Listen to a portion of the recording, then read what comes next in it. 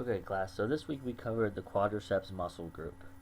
You guys had some problems with identifying and actually visualizing where the origin, insertion, and the action of these muscle groups and independently as the vastus intermedius, the vastus medialis, the vastus lateralis, and the rectus femoris.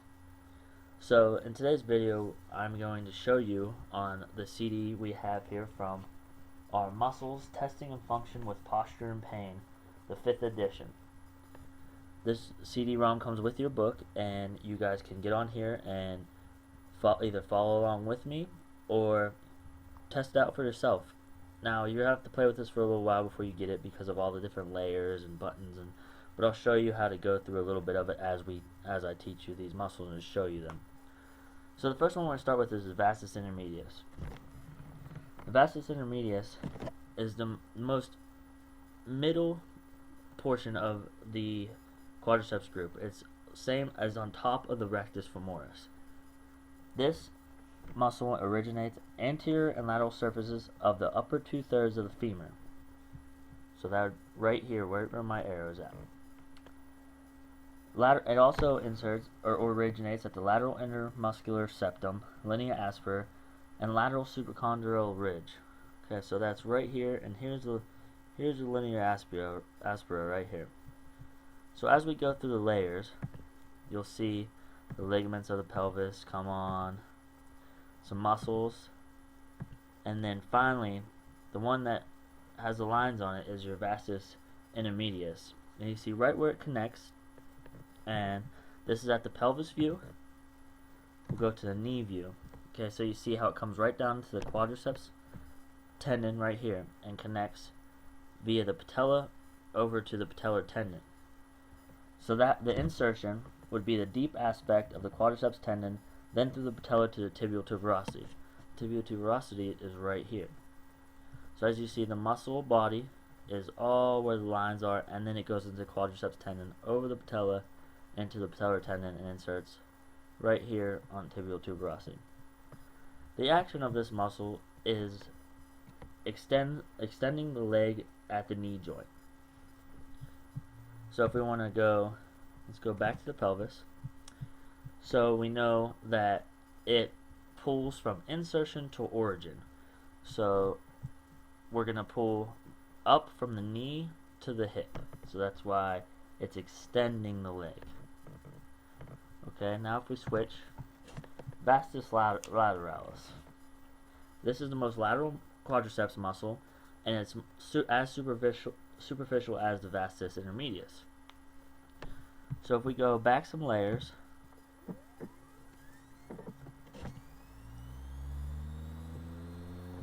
and we go back to the pelvis, down here on the right side, if you see where I'm clicking, you go back to the pelvis. Okay. Let's spin it around here. The big arrows spin slow, the little arrows, 2 double arrows, spin it around fast. You go back some layers. Okay, now we can see the origin of the vastus lateralis is on the intertrochanteric line, inferior border of the greater trochanter, and gluteal tuberosity. Also lateral lip of the lineal asperator of the femur. So we're looking at right here. That's the origin of this muscle. So if we go some layers, see the muscle starting to come on, but it's still not there. If you see this muscle right here, this, let's spin around. This is your rectus femoris. Oh, now we're going a little too fast. Okay, right here is your rectus femoris. Let's add on another layer, and now we see that vastus lateralis come in.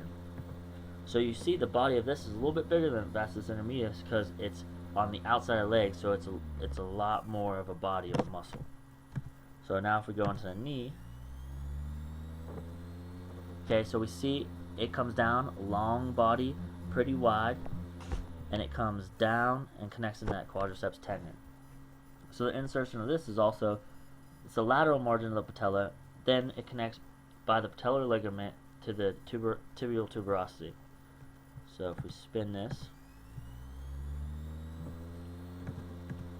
we see that muscle coming around, and it connects right into that quadriceps tendon, down into the patellar tendon, and into tibial tuberosity. Okay, next we go to the vastus medialis. Vastus medialis is, you see, also as wide of a muscle as the vastus lateralis, because the most medial and lateral muscles are your biggest. They're the ones that help move your, if they extend the leg as well, because they, remember, they pull from insertion to origin, but they can also, if one's bigger than the other and they're not functioning or contracting at the same time, then your patella could go either medial if the medial is contracting before the lateral, or it can go lateral. Now these are called either squinting patellar, which is going to medial, or frog eye patellar, which is going to the lateral side. So if we spin this around,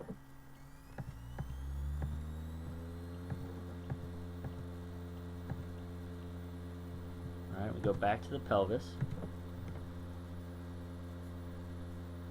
and we see that the origin of the vastus intermedius is anterior and lateral surfaces upper 2/3 of the femur, lateral intermuscular septum, linea asper, and lateral supracondylar ridge. Okay, so even though this muscle is it's medial, we see where it finally comes in as we go layers. Let's go back one layer, and it kind of comes to the lateral side. Okay, so as we spin around, we can see how it comes right up there and connects in the lateral surface of the upper 2/3 of the femur, and that linea aspera, same spot that vastus lateralis, vastus lateralis connects into. Okay, also we go back to the knee and we see the insertion.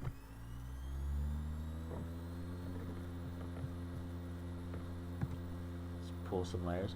Is on the medial side of patella, connects through the patellar ligament and the quadriceps tendon, right here, into the patellar tendon to the tibial tuberosity. So this one also deals with knee extension. Now that you've got a view of these muscles, I want you to also cover the hamstring muscles. As we go into next week, we'll go to the hamstring muscle group, and I want you to see how these all are similar in their insertions and origins, or how they differ, and come with a couple questions that we will go over, and then we'll visualize those in class.